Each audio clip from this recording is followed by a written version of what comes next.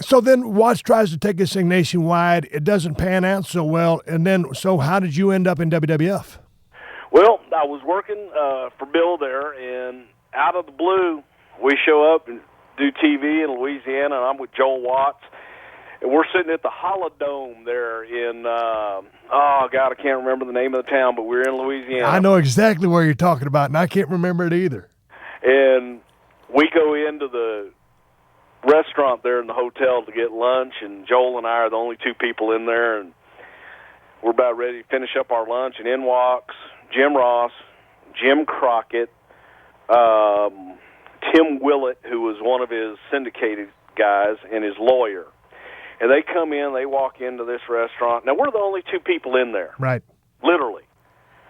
And they completely blow us off and ignore us and go over and sit at a table on the other side of the room.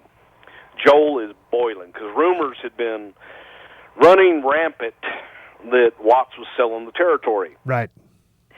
And we finish up and everything, and Joel's pissed off. He says, fuck them, I'm getting out of here. So I said, Joel, let's go over and say hello. And he says, no, fuck them, man, I'm getting out of here. And we leave the restaurant. I said, Joel, dude, you know they saw us. They know we saw them. Let's just walk back in and say hello. So we walk back in, walk over to the table. I introduced myself to Crockett, even though I'd worked for him a couple times at the Superdome shows and everything. Yeah.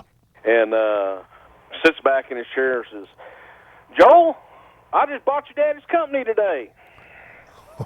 And Joel doesn't really say anything, doesn't sell anything. And we're like, okay, hey, nice to see you guys. Guess we'll see you later. And so we leave, and we go back to the room where we're writing TV, and Joel's pissed, man. He's pissed because his dad didn't tell him anything. So we go back, and then we're getting ready to do TV, and it was Ken Mantell was booking. Right. And Eddie Gilbert was helping out with the book, and so we're going over TV, and it's me, Eddie Gilbert, Ken Mantell, and Joel's there because Joel's director of the show. So we're going over TV, and there's a knock at the door, and it's JR and Jim Crockett. And they come in and say, guys, look, hey, just wanted to let you know I bought the company, and the only thing that's going to change is the name on the check. Look forward to seeing you tonight, man. Have a great show. Nothing's going to change. They said nothing's going to change probably 10 times. Right. So they leave, and we're sitting there, and about 10, 15 minutes later, knock on the door, and there's JR. He comes in, and he says, hey guys, let's see what you got. And he goes, I'd just like to, look over TV, before we get over there. We start going over TV, and we're about in the second segment. And JR says, well, yeah, I don't know about this guy. He's kind of got, he got a little history there with Jimmy Crockett, and then probably, I don't know how long he's going to be around. And we're like, okay, I thought nothing was going to change. Well, goddamn, just, got this one guy, come on.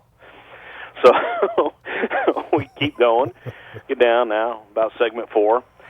Yeah, guys, I don't know if we won't make this switch here right now, this time, because I don't know if, how long he's going to be, with Jimmy and everything. And so we get through the show, man. There's probably about 3 or 4 different guys now that may or may not be with us going forward. But nothing was going to change other than name on the Oh, no. So I went down and I made a phone call to Sanford, Connecticut. And I called Vince, and I said, hey, man, Jim Crockett has bought the territory from Bill Watts. So I don't want to work for Jim Crockett. I said, don't worry about it, man. He goes, everything will work out. He goes, you got a spot up here, but just hang in there for right now. Don't do anything drastic. Right. I'm like, all right. And then Paul Bosch, when he found out about it, he sent Bill a telegram and sent Crockett a telegram that in no way did he want to do business with Jim Crockett, and that Houston would not be a part of the deal, and that he was investigating other options. And that was Vince. And so Vince came down and met with Paul, Vince, Pat Patterson, and Jim Barnett. Oh, my boy, Jim Z. And did you ever know Barnett? Oh, yeah, man. I love Jim Barnett. He was a good guy to me. Steve, you're always my favorite. Yeah, it was the same old rigmarole he probably gave to everybody. But, and I was only a mechanic down there, but he was really good to me. And, of course, Jim's an interesting cat, but he was very, very good to me. Yeah.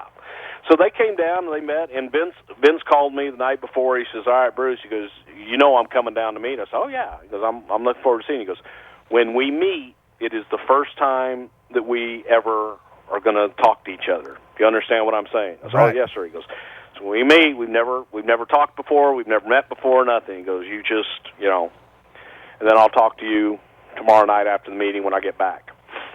So he came down, they met, and decided to do some business with Paul down there. And Vince told me, he says, "Look, I'd like for you to help with the transition, and then when time's right, come on up to Stanford." And that's how it happened.